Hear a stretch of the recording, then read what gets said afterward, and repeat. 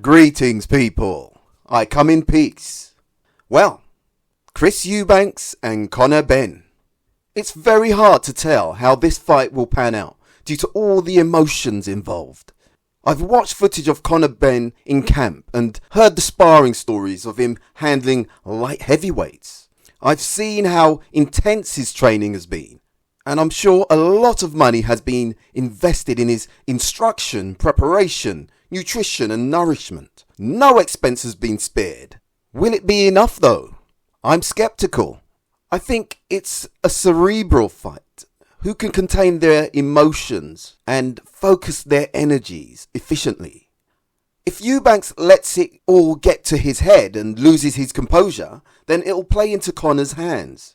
I believe Conor intends to swarm Eubanks and overwhelm him. As I've said, Conor is very similar to his dad, that is, in his aggressive nature and punching style. And Chris Eubanks should be fully aware of how to fight someone with a marauding style, but knowing and doing is two different things, particularly in the moment. I have a feeling that Chris will be tempted to fight Benn the way his father fought Nigel, but I don't think that will work for Junior. Chris Eubanks Sr. got hit cleanly a few times before he finally overcame Benn. And I don't think Chris Jr. has the same whiskers, has the same chin. If anything, I think Chris should fight Conor the way Watson fought his dad, Nigel, with clever defence and sharp, patient counters, waiting for Benn to have a lull or to reset, then come back with tight, deliberate, short punches, always bringing his hands back to the side of his head, never risking his chin. Something Chris has to do, and not copy Roy Jones' reflex style of fighting. Remember, both Senior and Watson kept their hands high when in range of Nigel Benn. Watson more strictly. Both used the ring cleverly and worked a lot off the back foot until they sensed an opening. Watson sickened Benn with consistent ramrod jabs. It was a systematic disintegration. You have to give it to Benn. Every time he looked spent and ready to go, he'd defiantly come back with a volley of dangerous, powerful punches. But as they say, you can only go to the well so often. At the end, it was a stiff jab that felled Benn in the 6th round. Throughout that fight, Watson was incredibly composed, and I doubt Eubanks Jr. will be. He did say he'll be the matador and Conor the bull, which clearly indicates he plans to nullify Conor's aggression by moving, blocking, slipping and countering.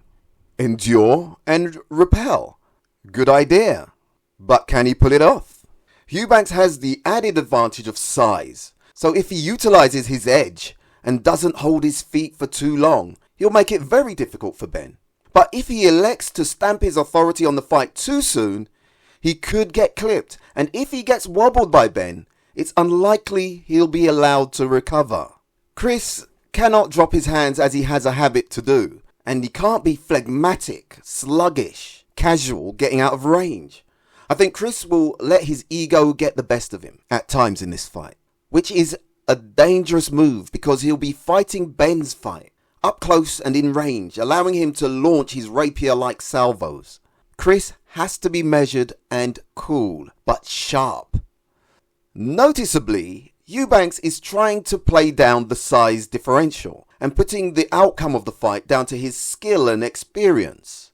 Well, we'll have to see. He'd be a fool not to make his size and weight count. He needs to utilise that jab, that long jab.